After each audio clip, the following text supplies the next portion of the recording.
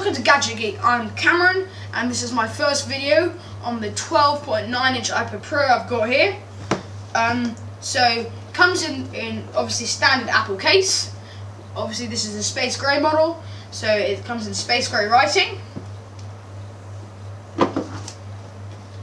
I'm going to open it up. So yes, standard Apple looks. You got your chargers, 2-meter Lightning to USB cable.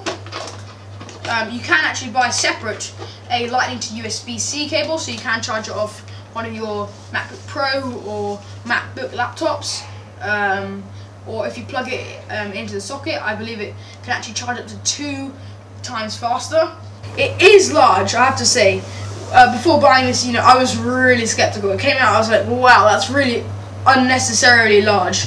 But actually, I've been using it a week, and I've really grown used to it. It's a very nice size. It comes in at 723 grams, or for you guys with the Imperial system, 1.59 pounds.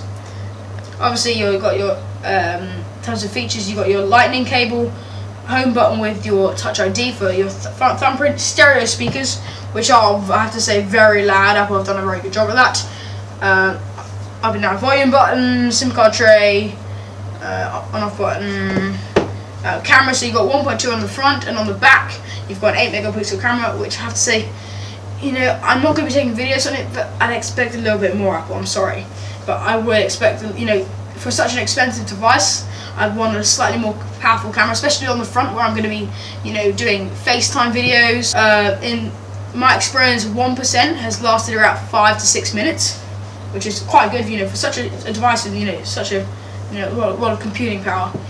So the stereo speakers, I have to say, are very loud. If we're going to play a song right here, the Ritual.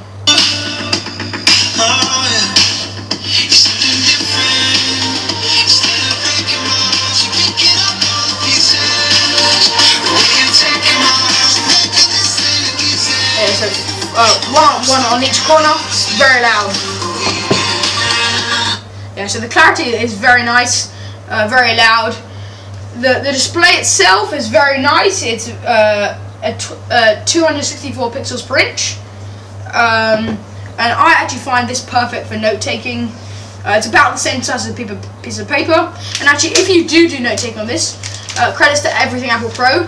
Use this to write on it, and it very much feels like a piece of paper. If you're one of those guys that really loves their piece of paper and wants it to feel as much like a piece of paper, keep this. Yeah, so there are a lot of very powerful note-taking apps. Even Apple's Note app is very good for drawing, and I have been using the Apple Pencil. I'll do another video on that, and that it works seamlessly with the iPad, I have to say. In terms of playing games, the display is nice, but it is a little bit big. If you're playing, I don't know, say a car racing game, it is a little bit big.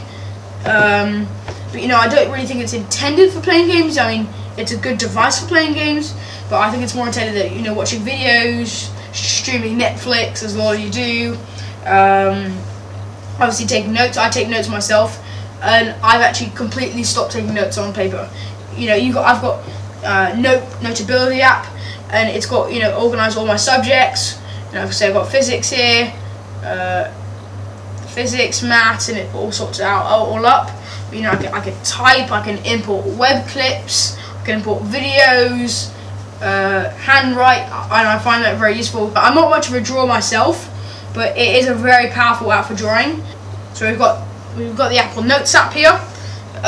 You can change color with the Apple Pencil, as I said before. It works very well with it. You've got your different colors. So yeah, in my opinion, if you have the money, definitely get rid of those pieces of paper and buy one of these devices. Very useful for note taking. Great for all your artistic stuff, watching videos. The split screen view is great. I know what I often do all the time is I do the picture-in-picture with the videos. You can watch videos and note take at a great time, and it's really great.